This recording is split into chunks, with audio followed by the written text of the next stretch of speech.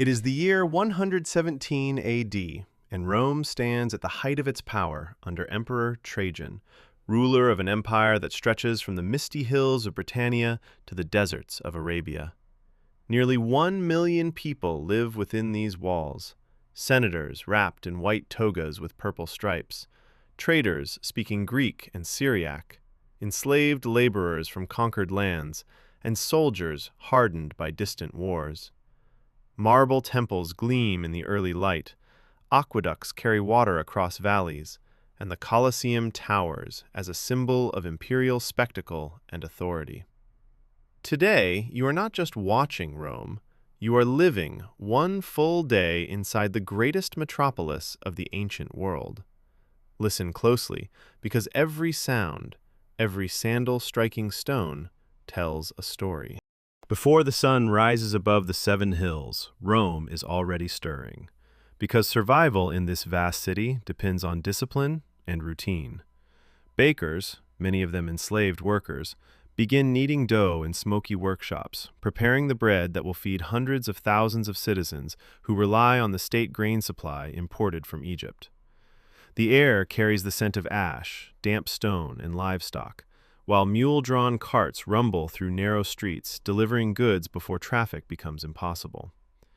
If you live in an insula, a multi-story apartment building often poorly constructed and dangerously crowded, you wake in a small, shared room with little privacy and minimal light. Wealthier Romans, by contrast, rise in spacious domus houses built around open atriums, where the first rays of sunlight reflect off shallow pools collecting rainwater.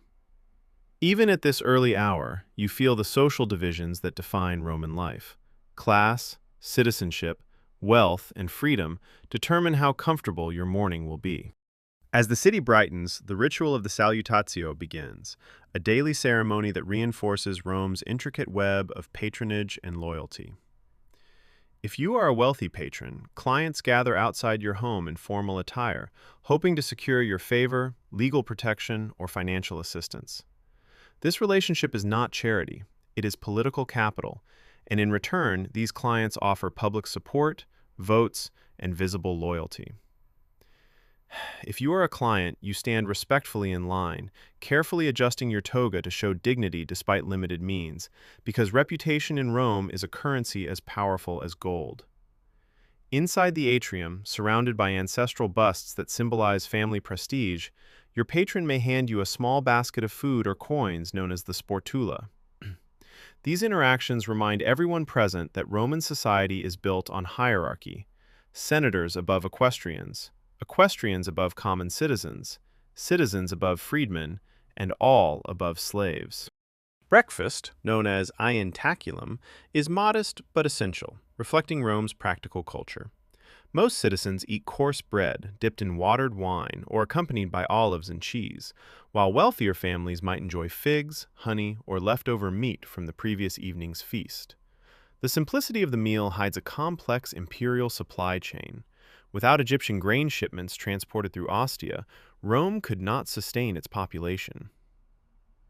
If you are poor, bread alone may define your morning, and any disruption in supply could mean unrest or even riots. The emperor understands this well. Maintaining the annona, the grain distribution system, is a matter of political survival. In this way, even something as ordinary as breakfast connects you to the vast machinery of empire. By mid-morning, the Forum Romanum is alive with movement, between marble columns and temple steps worn smooth by generations of citizens. Here, senators debate legislation beneath statues commemorating past victories, while lawyers argue cases before magistrates in public courts. You might pause to listen to a speaker condemning corruption or praising the emperor's latest conquest in Dacia. Merchants weave through the crowd, negotiating contracts and displaying imported luxuries, reminding you that Rome is not merely a capital, it is the center of a global economy. The Forum embodies Rome's identity: law, power, religion, and commerce existing side by side. Standing here, you feel both the grandeur of the empire and the overwhelming density of its population. The public baths are architectural masterpieces funded by emperors to display generosity and power. You move through carefully heated rooms, the frigidarium, tepidarium, and caldarium, experiencing a level of public luxury unmatched in most ancient cities. Slaves scrape oil and dirt from your skin with strigils, while conversations about politics, philosophy, and business echo beneath vaulted ceilings. For many Romans, the baths are essential social spaces where alliances are formed and reputations are built. Admission is cheap or even free, ensuring access across social classes, though subtle hierarchies remain visible in behavior and attire. In these halls of steam and marble, Rome demonstrates both its engineering brilliance and its obsession with public life. By late morning, Rome is loud with production. Blacksmiths hammer iron into tools and weapons, while workshops produce goods that sustain both the city and the army. Large-scale labor, often done by slaves, fuels construction projects like roads and aqueducts that keep the empire connected. Rome's strength depends not only on soldiers, but on engineers, craftsmen, and logistics. The empire runs because its workforce never stops moving. In the afternoon, crowds fill the Colosseum for gladiatorial games and animal hunts. These events are political tools, reinforcing power and keeping the population entertained. The emperor funds these spectacles to secure loyalty through bread and circuses. Beneath the arena, complex machinery lifts fighters and beasts into the sand. The games combine brutality, engineering, and mass psychology. Religion shapes Roman daily life and politics. Citizens visit temples to offer sacrifices and prayers for protection and prosperity. Emperors link themselves to divine authority to legitimize their rule.